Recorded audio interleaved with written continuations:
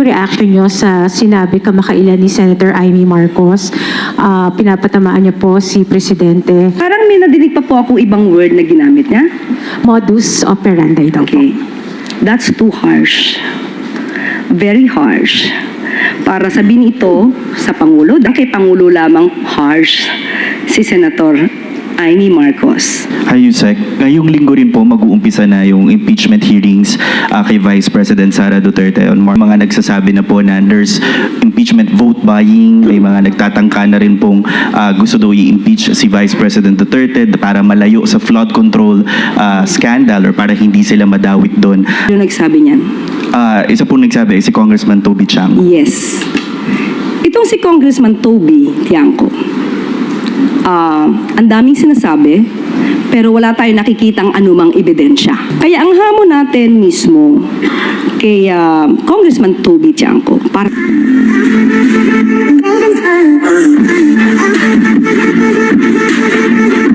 Sunod na tanong mula kay Tina Maralit ng Manila Times.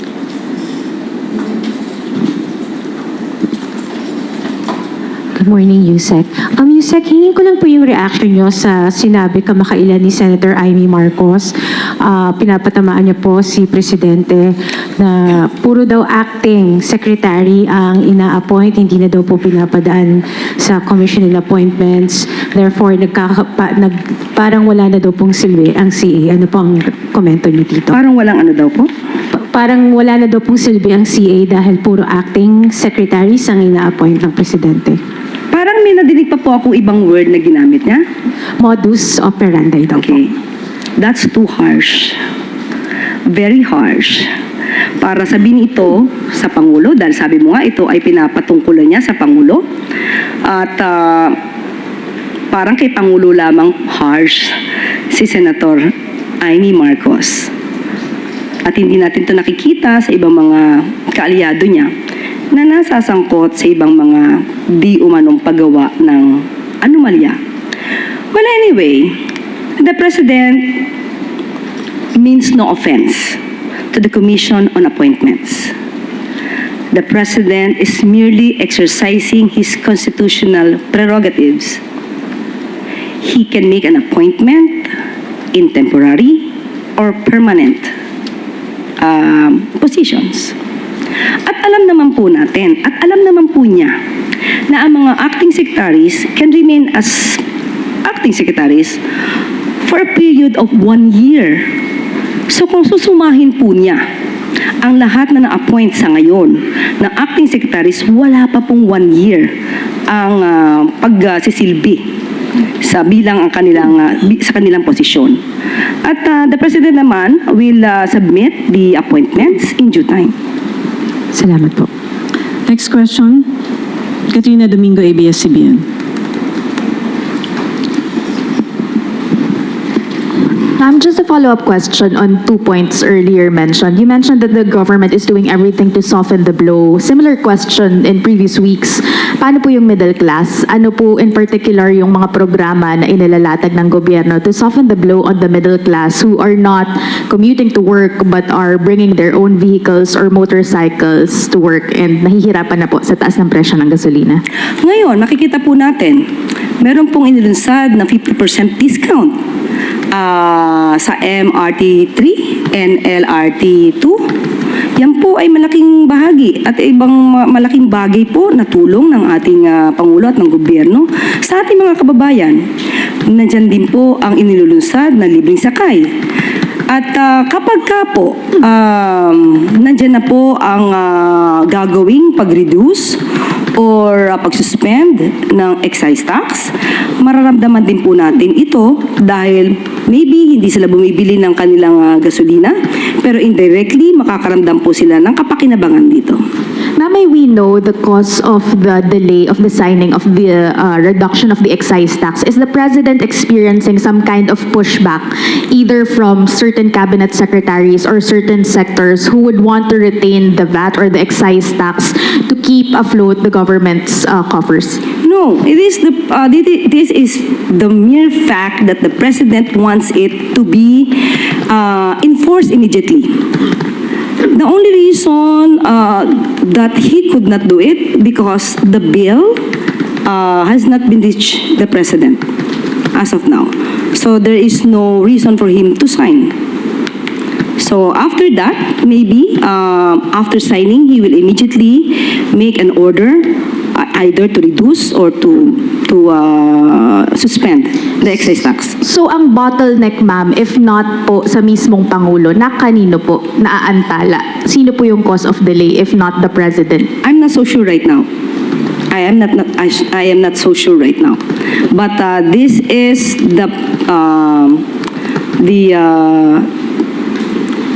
the words, no, that came from the president.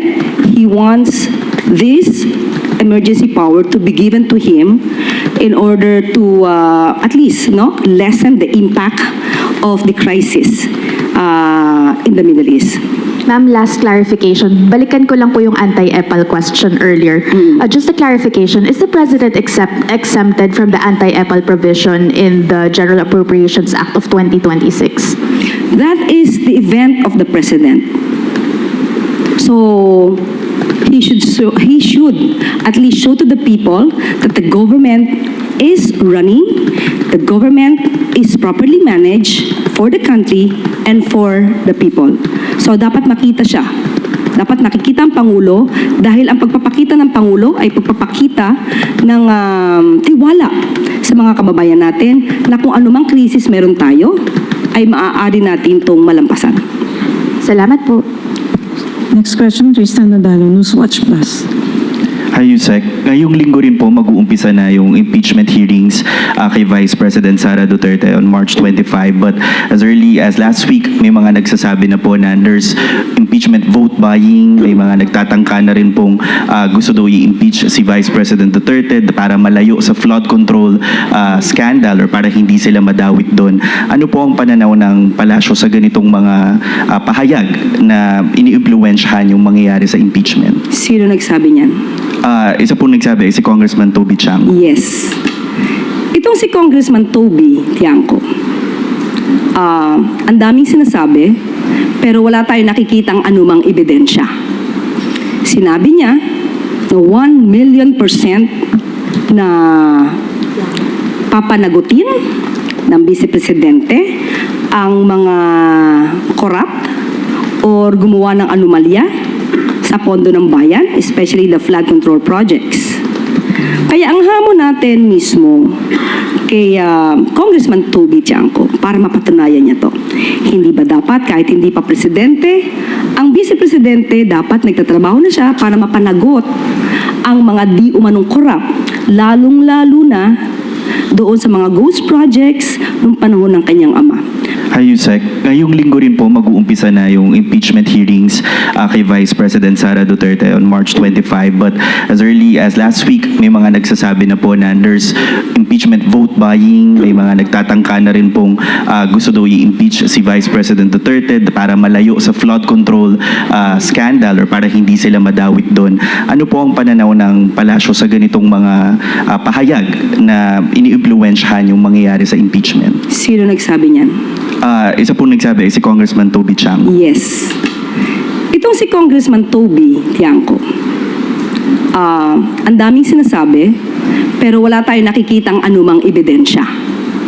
Sinabi niya na 1,000,000% na papanagutin ng Vice Presidente ang mga corrupt or gumawa ng anomalya sa pondo ng bayan, especially the flood control projects. Kaya ang hamon natin mismo kay Congressman Toby Tiangco para mapatunayan niya to. Hindi ba dapat kahit hindi pa presidente, ang vice presidente dapat nagtatrabaho na siya para mapanagot ang mga di umanong corrupt, lalong-lalo na doon sa mga ghost projects noong panahon ng kanyang ama.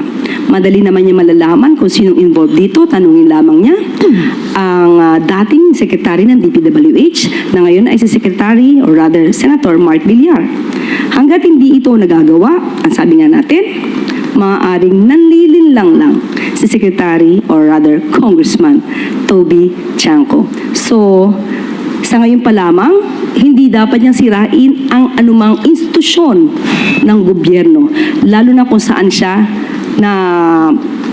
kung saan siya nakakasama or where he belongs. Diba? Sa institution where he belongs.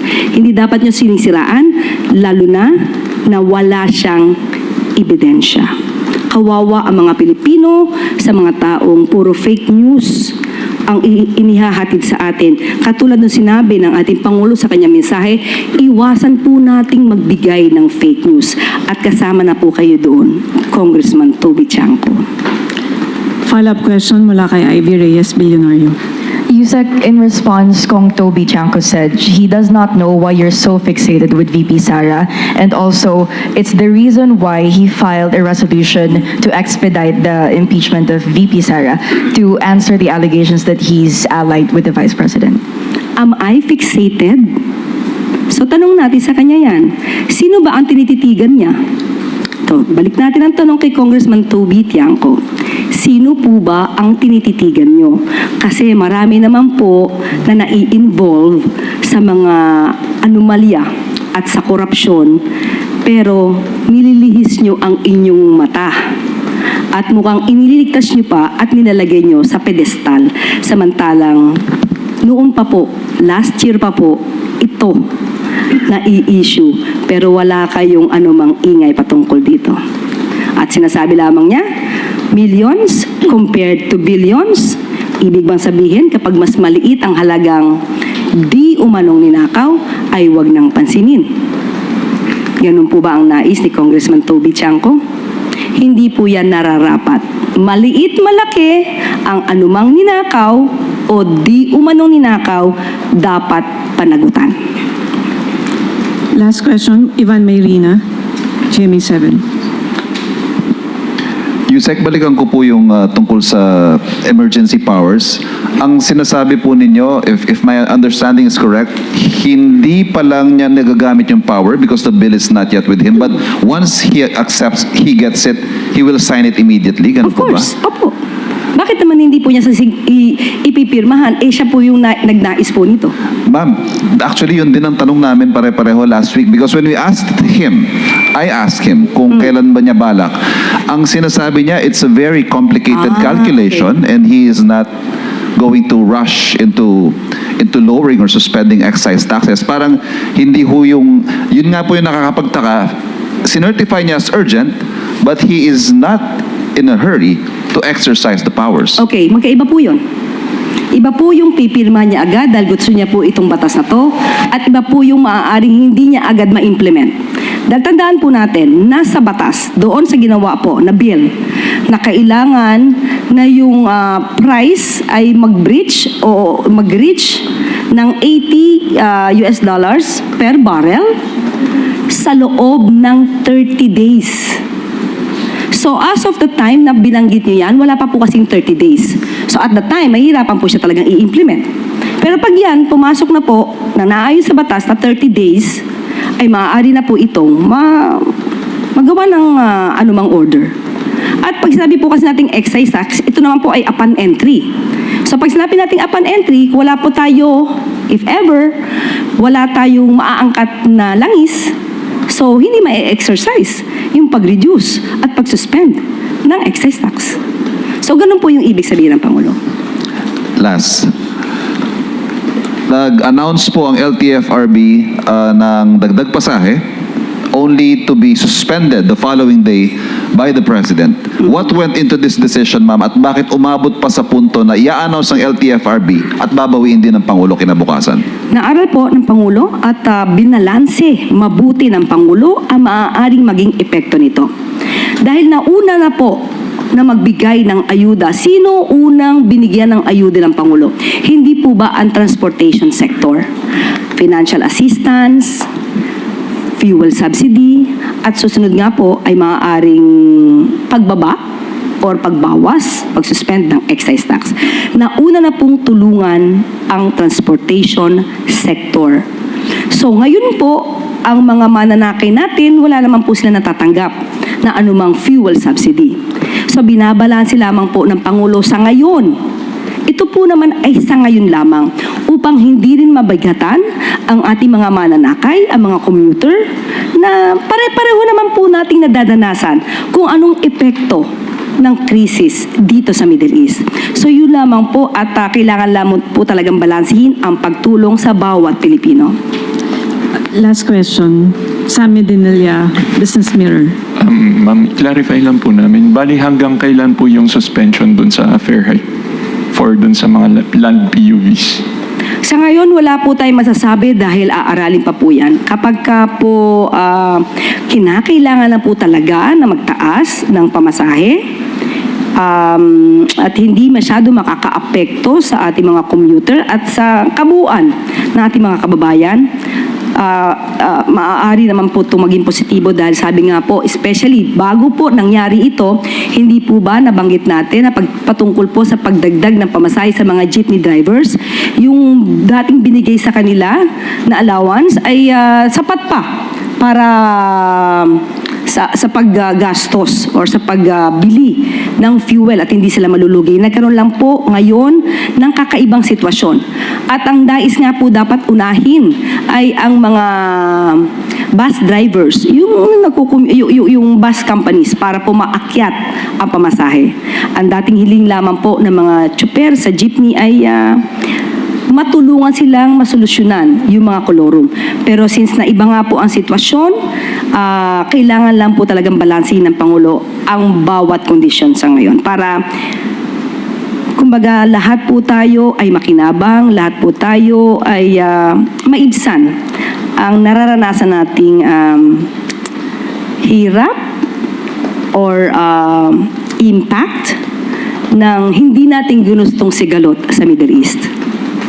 Clarify ko lang po. Bali, ang magdi-decide po kung mag-i-impose na ulit, no, i-alisin na yung suspension, si President po ba or LTFRB na lang? Pag-uusapan po yan. Kasi kahit po desisyonan yan at sinabi po ng Pangulo na hindi ito makakabuti sa ating mga mamamayan, of course, makikinig naman po yung sinasabing ahensya. Ay, thank you po. Maraming salamat. Malacanang Press Corps. Sa inyong mga tanong, balik sa iyo, Yusek Claire. Maraming salamat.